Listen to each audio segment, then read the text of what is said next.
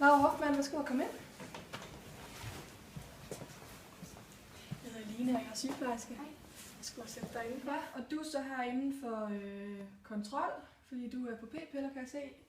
Og det har du været i de sidste omkring 3 år. Og dine målinger, de ser meget fine ud af de tidligere målinger, du har fået lavet. Så vi fortsætter bare med kontrollen, og det er rigtig fint, du kommer.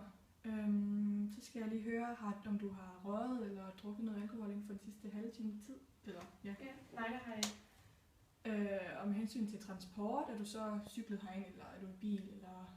Jeg har kørt i bil. Okay, det er rigtig fint. Jeg vil lige bede dig om, at jeg kan se din bluse, det kan godt være, at vi skal lige have din arm fri fra den, ja. Så det er. Og så vil jeg lige bede dig om at sidde stille og slappe af i 5-10 minutters tid.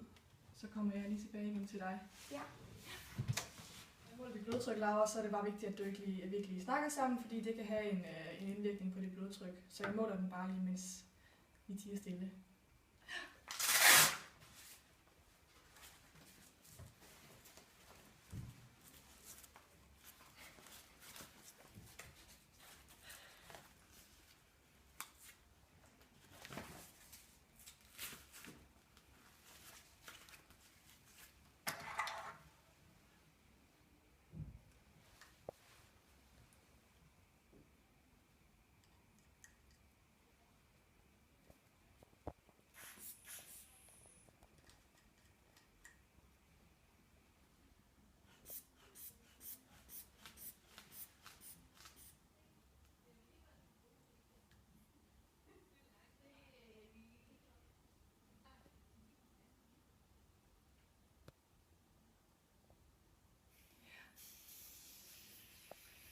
Det så rigtig fint ud, Laura. Dit blodtryk det ligger på omkring de 100 over 60.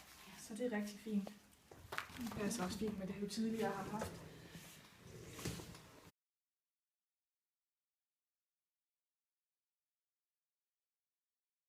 Og jeg måler lige pulsen også, Laura.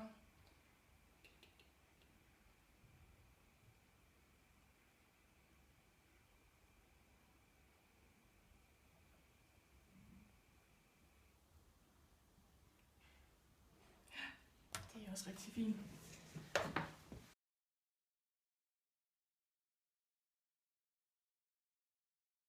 Tak fordi du kom, Laura, og vi ses igen om et halvt års tid. Tak for det. Ja, tak.